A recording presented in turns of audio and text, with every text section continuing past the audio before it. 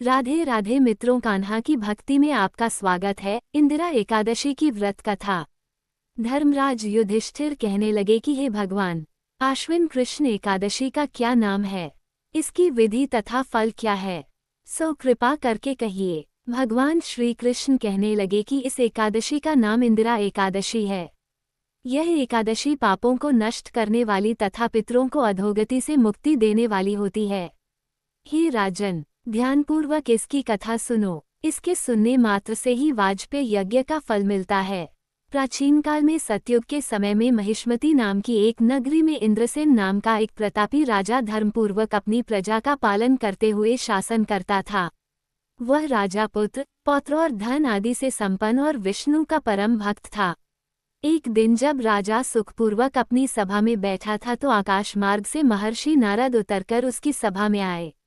राजा उन्हें देखते ही हाथ जोड़कर खड़ा हो गया और विधिपूर्वक आसन व अर्घ्य दिया।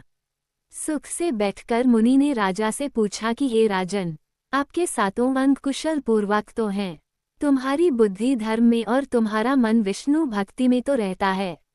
देवर्षि नारद की ऐसी बातें सुनकर राजा ने कहा, हे महर्षि, आपकी कृपा से मेरे राज्य में सब कुशल है तथा मेरे यहाँ यज्ञ कर्मादि सुकृत हो रहे हैं। आप कृपा करके अपने आगमन का कारण कहिए। तब ऋषि कहने लगे कि हे राजन, आप आश्चर्य देने वाले मेरे वचनों को सुनो।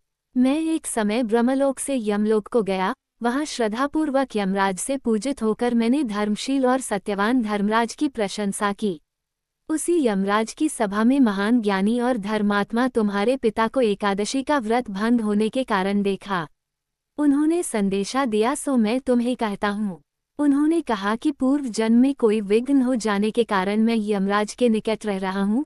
सो हे पुत्र, यदि तुम आश्विन कृष्ण इंदिरा एकादशी का व्रत मेरे निमित्त करो तो मुझे स्वर्ग की प्राप्ति हो सकती है। इतना सुनकर राजा कहने लगा कि हे महर्षि, आप इस व्रत की विधि मुझसे कहिए। नारद जी कहने लगे, आश्विन माह की कृष्ण पक्ष की दशमी के दिन प्रातः काल श्रद्धापूर्वक स्नानादि से निवृत्त होकर पुनः दोपहर को नदी आदि में जाकर स्नान करें। फिर श्रद्धापूर्व पितरों का श्राद्ध करें और एक बार भोजन करें। प्रातः काल होने पर एकादशी के दिन दातून आदि करके स्नान करें।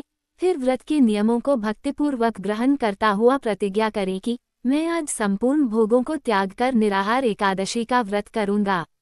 हे अच्युत, हे पुंडरीकाक्ष, मैं आपकी शरण हूँ, आप मेरी रक्षा कीजिए। इस प्रकार नियमपूर्वक शालिग्राम की मूर्ति के आगे विधिपूर्वक श्राद्ध करके योग्य ब्राह्मणों को फलाहार का भोजन कराएं और दक्षिणा दें।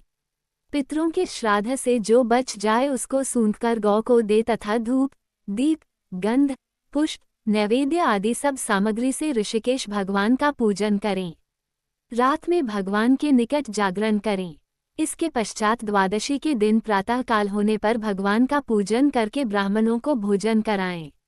भाई बंधुओं, स्त्री और पुत्र सहित आप भी मौन होकर भोजन करें। नारद जी कहने लगे कि हे राजन, इस विधि से यदि तुम आलस्य रहित होकर इस एकादशी का व्रत करोगे तो तुम्हारे पिता अवश्य ही स्वर्गलोक को जाएंगे। इतना कहकर नारद जी अंतर्ध्यान हो गए। नारद जी के कथनानुसार राजा द्वारा अपने बांधवों तथा दासों सहित व्रत करने से आकाश से पुष्पवर्षा हुई और उस राजा का पिता गरुड़ पर चढ़कर विष्णुलोक को गया। राजा इंद्रसेन भी एकादशी के व्रत के प्रभाव से निष्कंटक राज्य करके अंत में अपने पुत्र को सिंहासन पर बैठाकर स्वर्गलोक को गया। हे युधिष्ठिर, यह इंदिरा एकादशी के व्रत का माहात्म्य मैंने तुमसे कहा। इसके पढ़ने और सुनने से मनुष्य सब पापों से छूट जाते हैं और सब प्रकार के भोगों को भोगकर बैकुंठ को प्राप्त होते हैं। यहीं से यह कथा समाप्त होती है। जय श्री कृष्ण। राधे राधे।